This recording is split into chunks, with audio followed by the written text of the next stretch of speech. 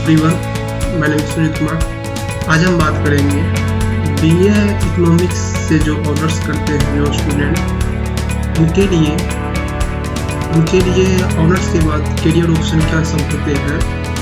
आज हम लोग उनके करियर से संबंधित बातें करेंगे। तो चलिए हम लोग चलते हैं। BA economics honours career option, जैसा कि आप यहाँ पे देख पा रहे हैं मेरे लैपटॉप की स्क्रीन पे,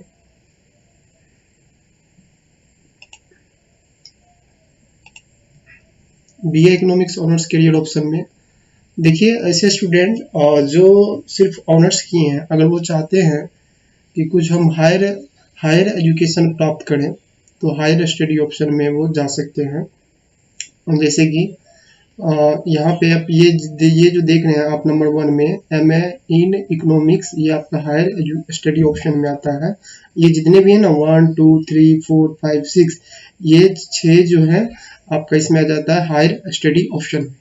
ओके, तो चलिए हम लोग पहला आप जो है जब आप करते हैं ऑनर्स, तो उसके बाद जो है ना आप MA कर सकते हैं इकोनॉमिक्स से।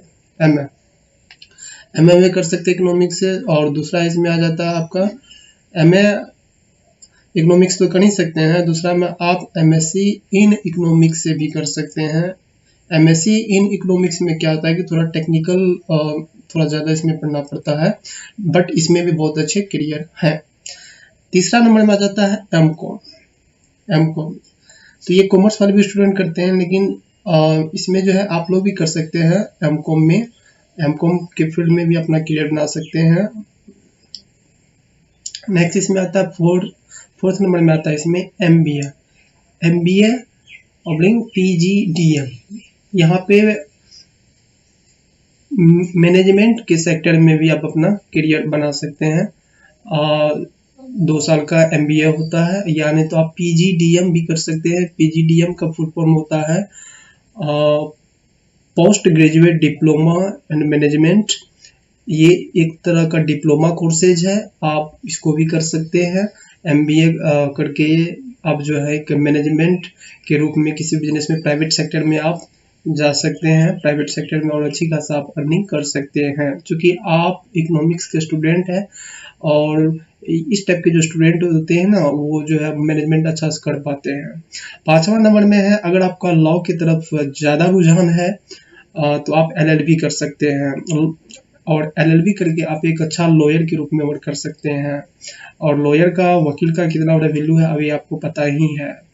6 नंबर में आपका आ जाता है, अगर आपको टीचिंग लाइन में रुचि है, अगर आप टीचर बनना चाहते हैं, सरकारी हो या फिर प्राइवेट हो, तो यहाँ पे गवर्नमेंट या फिर प्राइवेट टीचर बनने के लिए आपका जो कैटेगरिया होनी चाहिए, ये उसके लिए आपको BEd या नहीं तो DLEd। तो BEd आप ऑनर्स की बात कर सकते हैं, और यहाँ पे DLEd जो है आप इंटर के ही बाद इसमें किया जाता है DLEd।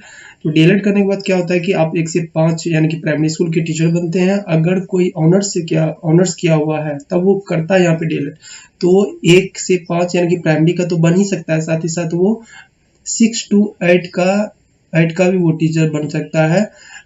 यानी कि प्राइमरी के साथ यानी कि PGT TGT का दोनों वो बन सकता है, मिडिल का भी, ठीक ना। तो BEd आप कर लेते हैं, BEd या फिर DLEd आप दोनों कर लेते हैं, तो आप टीचिंग लाइन में जा सकते हैं गवर्नमेंट में, ठीक ना।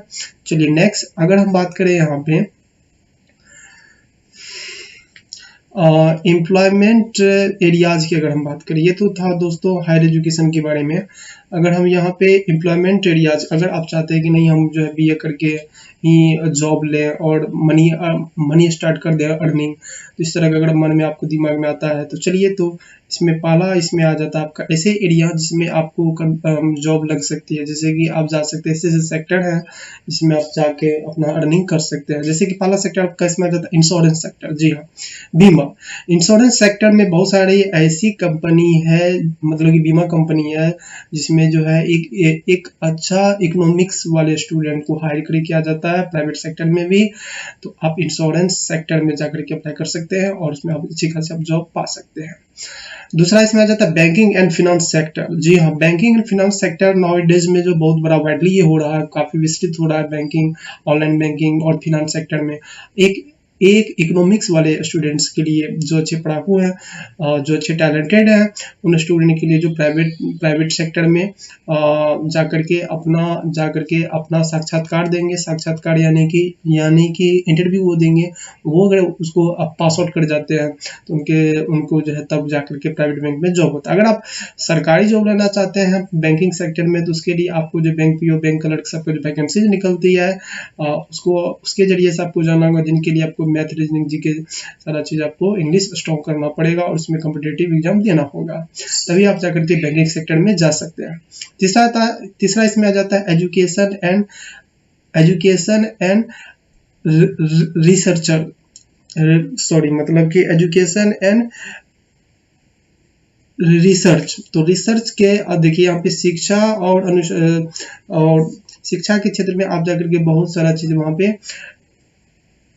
रिसर्च कर सकते हैं और इसका बहुत बड़ा डिमांड है शिक्षा के क्षेत्र में। जो है एक ऐसे बंदा जो अच्छे से पढ़े हैं तो वो बेहतर तरीके से कोई चीज़ का खोज कर सकता है उसी सेक्टर में जो आपका सब्जेक्ट है, ठीक ना।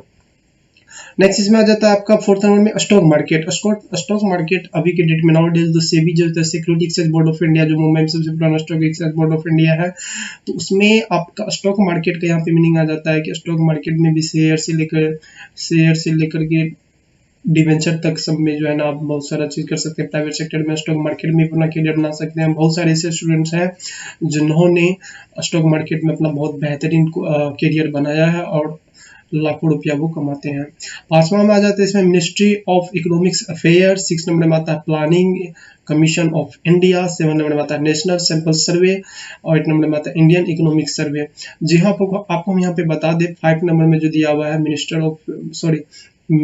ऑफ इकोनॉमिक्स अफेयर और planning commission of India, national sample survey, Indian economic survey, ये सभी आपको यूपीएससी के द्वारा क्रैक करके आपको इस सब में जा सकते हैं। ये पूरी रूप से गवर्नमेंट है, इसके लिए भी आप तैयारी कर सकते हैं, यानी कि आप यूपीएससी सबका भी बेहतर तरीके से आप तैयारी कर सकते हैं। तो ये पूरी रूप से गवर्नमेंट है, आप उनके माध्यम से आप नेशनल सर्वे और इंडियन इकोनॉमिक सर्विस और प्लानिंग कमीशन ऑफ इंडिया ये सब में आप जा सकते हैं और अच्छी खासा अर्निंग कर सकते हैं, पोस्ट पा सकते हैं। अगर हम बात करें यहाँ पे जॉब पोजीशन की, अगर हम बात करें तो इस सेक्टर में भी आप जा सकते हैं। नेक्स्ट इसमें आता है जॉब पोजीशन की। अगर हम बात करें तो जॉब पोजीशन में ऐसे हो जाते हैं कि आपके जॉब पोजीशन क्या होंगे, जैसे कि आप इकोनॉमिक्स में जो है उन सभी सेक्टर के बाद जो है आप एक जॉब पोजीशन के रूप में आप सेल्स एनालिस्ट के भी रूप में आप काम कर सकते हैं। यानी कि उसमें क्या होता है, यहाँ पे देखिए, यहाँ पे बात आ जाता है, यहाँ पे सेल्स एनालिसिस जो होते हैं। अब यहाँ पे बात करते हैं हम लोग, यहाँ पे एनालिसिस किसको कहते हैं। एनालिसिस होता है विश्लेषण का मतलब यह होगा कि वहाँ पे सेल्स पर डे के हिसाब से बड़ी बड़ी कंपनियां जो प्राइवेट कंपनी, गवर्नमेंट कंपनी, उसमें क्या होता है कि सेल्स का बहुत सारा बारीकी से वहाँ पे एनालिसिस किया जाता है, एक तरह का विश्लेषण किया जाता है कि भाई पर डे का सेलिंग ज़्यादा हो रहा है कि कम हो रहा है, कहीं मेरा सेल्स तो दिनों दिन गिर तो नहीं रहा है। तो ये बहुत सारे विश्लेषण वहाँ पे किए जाते हैं प्राइवेट सेक्टर में, जिसमें इकोनॉमिक्स का बंदा अच्छा खासा इम्प्रूव कर पाते हैं। तो सेल्स एनालिस्ट में भी आप जा सकते हैं। दूसरा इसमें आता है आपका इकोनॉमिक रिसर्चर में भी आप जा सकते हैं। इकोनॉमिक का बेहतर तरीके से आप जा सकते हैं उसमें, मतलब कि एक बेहतरीन करियर इसमें भी है। तीसरा में आपका आ जाता है customer profit analyst. Customer profit इसमें क्या होता है, प्राइवेट सेक्टर में जितने भी कंपनियां हैं प्राइवेट सेक्टर में या गवर्नमेंट सेक्टर में, वो कस्टमर प्रॉफिट एनालिसिस करता है कि कस्टमर से रिलेटेड जितने भी प्रॉफिट है उसका वो विश्लेषण करता है, जिससे ये सब चीज़ जो है कंपनी के लिए बहुत ही ज़रूरी होती है। आगे इसमें हम लोग बात करते हैं कि 4th नंबर में आपका आगे में यहाँ पे इन्वेस्टमेंट एनालिसिस्ट। तो यहाँ पे देख पा रहे हैं आप, एक निवेश करने वाला, एक निवेश यानी कि विनियोग का एनालिसिस करने के लिए भी आप इस सेक्टर में जा सकते हैं। इसको हम लोग बोलते हैं यहाँ पे इन्वेस्टमेंट एनालिसिस। पांचवा में आ जाता है, अगर आपको लेक्चर बनना है कि हमको जो है कॉलेज में लेक्चर बनना है, इंटर वाले को पढ़ाना है, ऑनर्स वाले को पढ़ाना है, ओके, तो आप लेक्चरर बन सकते हैं। आपको एमए करना होगा, यानी कि मास्टर डिग्री आपको लेना होगा। मास्टर डिग्री लेने के बाद आपको जो नेट क्वालिफाई करना होगा, जो यहाँ पे यूजीसी करवाती है, तो नेट आपको क्वालिफाई करना होगा। जहाँ तक कि अब नया नियम में पीएचडी भी नया हो रहा है। तो लेक्चर टीचर बनने के लिए आपको जो है यहाँ पे नेट क्वालिफाई करना होगा लेक्चर के लिए में, तब आप जाकर के लेक्चर कमा सकते हैं। उसमें भी आपका अच्छा करियर बन सकता है गवर्नमेंट। नेक्स्ट इसमें आ जाता है फिनेंशियल एडवाइजर। फिनेंशियल एडवाइजर में क्या होता है कि आप दूसरों को फिनेंस से रिलेटेड, वित्तीय संबंधी उसको आप सलाह दे सकते हैं। एक तरह से बोलिए तो उसको आप वहाँ पे फिनेंस से रिलेटेड सलाह के साथ साथ आप उसको एडवाइस ये चीज़ का दीजिएगा कि आप किस सेक्टर में निवेश कीजिएगा जिससे आपको आने में फ्यूचर में आपको प्रॉफिट अर्न हो, कुछ इस तरह का। तो अभी की डेट में जो फिनेंशियल एडवाइजर का बहुत बड़ा डिमांड है मार्केट में, समझे। फिनेंशियल एडवाइजर का बहुत बड़ा डिमांड है मार्केट में। फिनेंशियल सलाह के रूप में जो बहुत सारे चार्टर्ड अकाउंटेंट हैं, कंपनी सेक्रेटरी हैं, सारे लॉयर हैं, तो वो सब जो फिनेंशियल एडवाइजर के रूप में भी वो सब भी वर्क करते हैं। आप भी कर सकते हैं कि इकोनॉमिक्स का स्टूडेंट जो है ये भी अपना इस सेक्टर में करियर बना सकते हैं। अगर हम बात करें गवर्नमेंट का, इधर जनरल कंपटीशन की अगर हम बात करें तो इसमें आप जो है रेलवे एसएससी जो आते हैं मार्केट में निकलते रहते हैं, रेलवे एसएससी हो गया, बैंकिंग, ये सब जो आप इसको भी आप फिल कर सकते हैं, इसका भी आप तैयारी कर सकते हैं। रेलवे है, एसएससी है, बहुत सारे जीविका में भी आप जा सकते हैं। जीविका के साथ साथ आपका आ जाता है इसमें आंगनबाड़ी भी आ जाता है, आंगनबाड़ी, जीविका, एसएससी, रेलवे, तो इस सब सेक्टर में भी आप अपना करियर बना सकते हैं। तो बहुत लार्ज स्केल में इकोनॉमिक्स का जो है करियर है, BA economics honours career option में आप इसमें जा सकते हैं और अच्छा खासा पैसा कमा सकते हैं।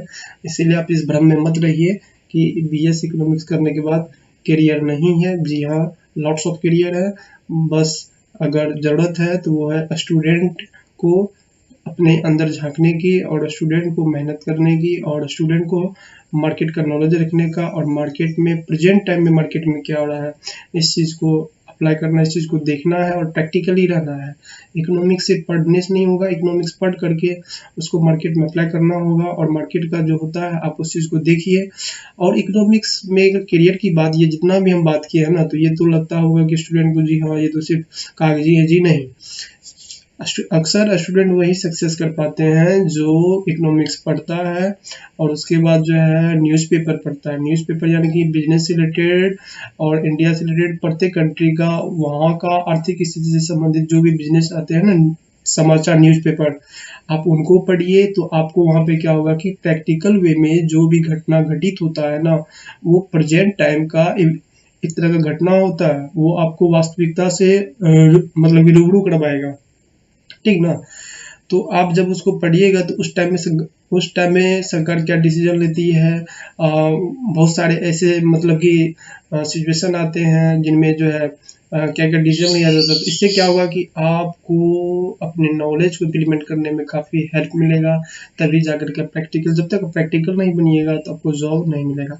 जॉब तभी मिलता है जब आपकी स्किल हाथ में, और स्किल कब डेवलपमेंट होगा, पहले आप इस चीज़ को अच्छा से पढ़िएगा, इकोनॉमिक्स को ए टू जेड कीजिएगा और उसके बाद जो है इसमें आपको ये करियर में आपको तब जाकर के जॉब मिलेगा, तभी आपका करियर जो यहाँ पे बहुत इम्प्रूव करेगा, अन्यथा नहीं करेगा। और एक बात, दूसरी बात यह है कि अक्सर इसमें स्टूडेंट क्या होते हैं कि बीए में जो इकोनॉमिक्स पढ़ते हैं वो हिंदी मीडियम से पढ़ते हैं, तो स्टूडेंट ज़्यादातर वहीं फेंका चले जाता है। मार्केट में चाहिए इंग्लिश मीडियम में ज़्यादातर स्टूडेंट, प्राइवेट सेक्टर में इंग्लिश मीडियम का ज़्यादा डिमांड है।